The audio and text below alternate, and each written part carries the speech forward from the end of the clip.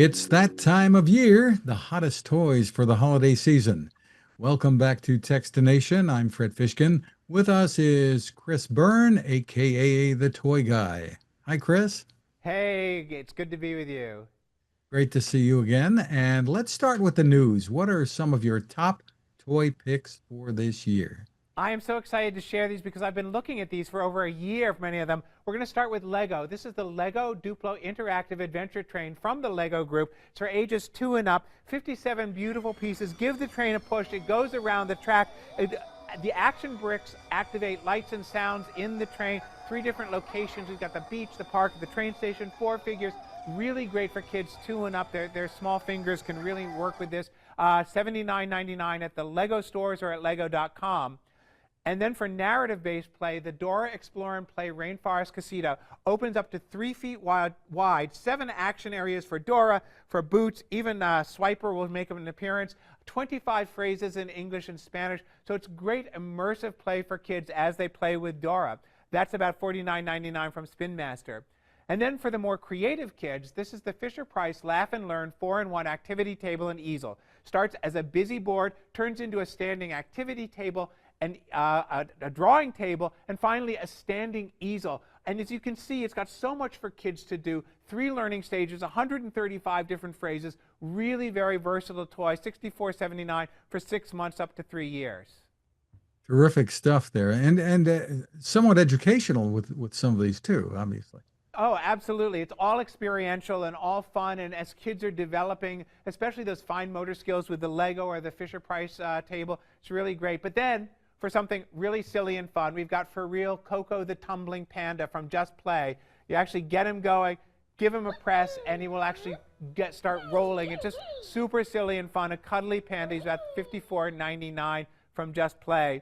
And if you're a Transformers fan, you're going to love this. It's a brand new world, Transformers Cyber World. This is Scorponok Strike Battle Set. Scorponok transforms from the robot into a scorpion tank. There you can see him there. Fully customizable, works with the 4-inch figures. Really super fun. Lots of lights and sounds for kids to play with as well. That's $59.99 from Hasbro. And then games are always hot at the holidays. Great way to relieve stress for the family. This is Exploding Kittens, the board game, released in honor of the 10th anniversary of Exploding Kittens.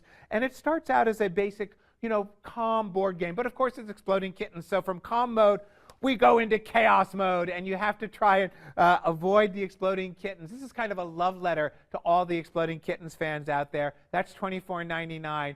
And finally, something that's a really sort of fun family stress-relieving game called Connect 4 Frenzy. The whole idea is instead of you're trying to bounce the discs onto the board, which I'm not that good at, but if you get 4 in a row, you win. And of course, everybody's playing all at once, so you can actually flip, goes back and forth. Really fast-paced fun, about $14.99 from Hasbro. There's some old familiar names there. You've got Connect Four, you've got the Transformers, and even for real is a brand that's existed for a while. I don't know how many, couple of decades. Yeah, absolutely. It's been about 20 years. The first one was the cat, the robotic cat, and it created a sensation when it came out. What about the idea that parents have to jump on these things early to get them? What are some of the strategies, and are we expecting sellouts? We are expecting some sellouts, and we think that things may be in short supply for a little bit because the tariffs and that situation delayed some shipping. So our recommendation is always, if you see something you want, buy it. Definitely set your Google alerts for looking for things. The online shopping shows you all kinds of different places where things are in stock. And you can always usually buy something on the secondary market if you're willing to pay a little bit more for it or to be in an auction. Are we seeing things more expensive this year? It's really hard to tell because unlike many consumer goods like eggs or something like that, most of these toys are brand new this year, so there's no frame of reference for the consumer to know if it's more or less expensive. On average, though, toys are probably about 10% more expensive this year than they were last year. Are there some interesting STEM or tech toys? I mean, some of these that you've shown have some techie angles to them. Yeah, there's a lot of great things out there. There's some great robots. There's some programmable toys. There's different online things that kids can play with. Yeah. And but for parents who want to steer their kids away from screens of all kinds, it looks like there's a lot that's new.